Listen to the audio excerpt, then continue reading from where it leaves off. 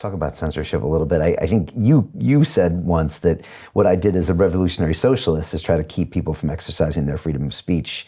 This was always a tactic of, say, the left in the past. Well, it's not just the left. I mean, there's no doubt. I mean, what is called, what people mostly associate with the right now, the German National Socialism, was certainly a great suppressor of free speech as well. But I think it's a tactic for utopians. The Nazis were racialist utopians. I don't believe they were conservatives.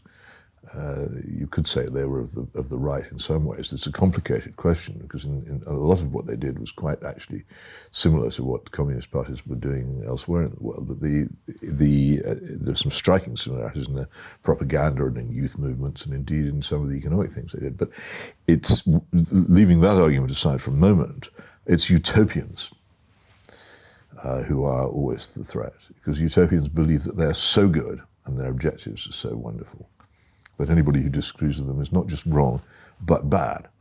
And therefore it is legitimate, first of all, to suppress what they say, and ultimately to kill them, which is why, as I also say, utopia can only ever be approached across a sea of blood, and you never arrive.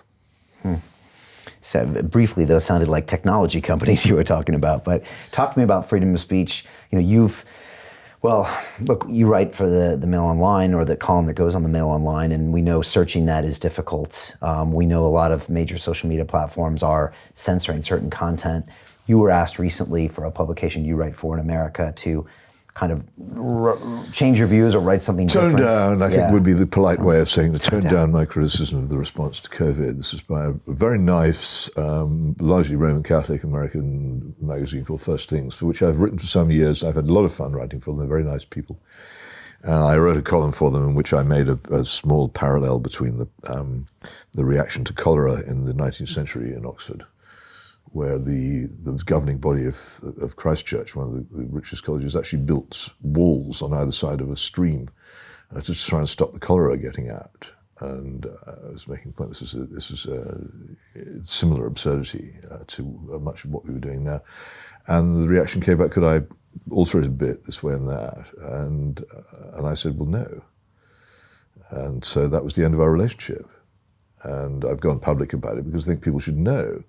Much more important, by the way, is what's happening to Sunetra Gupta, the Oxford epidemiologist, very distinguished, a woman of the left, by the way, not of my politics, but she has taken a different view from the British government on the response to COVID-19, and she revealed in an interview with the London Evening Standard last week that she's now finding it difficult to get published in medical journals, in scientific journals, and this is, to me, much more shocking than what happened to me. But there is a general darkening. The cause of supposedly stamping out the coronavirus has now become so dominant and presumed to be so vital that all kinds of principles which would previously have governed life are being thrown to one side. It's extraordinary. But utopianism is abroad, and it's always dangerous. Yeah, I mean, for 9 years, I streamed conversations just like this every single week, and it wasn't until April of this year when guests started asking questions, similar to what you're saying right now, that YouTube started demonetizing and then deleting and potentially throwing my content off the platform. And my example was, there's people that believe the earth is flat. Bless them, I don't.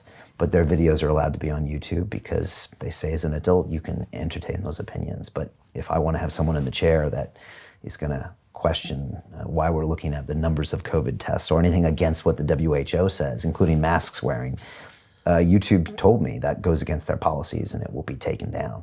So, I mean, that's a massive form of censorship. Yes, the extraordinary thing is they're not embarrassed about it. No.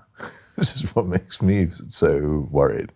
The whole thing about free speech, where I grew up and where I was educated, was that actually, yeah, we are in favor of it.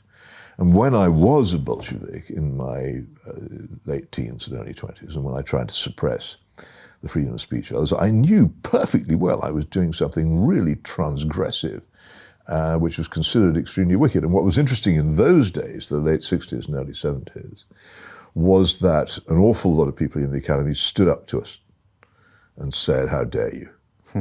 Are you some kind of Nazis? And we said, no, we're socialists. We believe in. And they said, well, you're behaving like the other lot. And they fought us.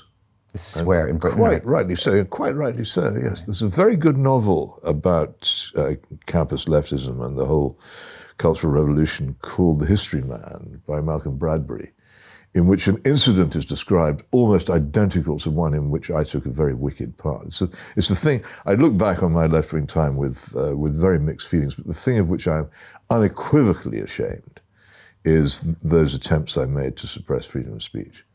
I knew at the time that what I was doing was bad, but I thought that bad things were justified by my good end. Right. That was the trap into which I'd fallen. It's the utopian trap.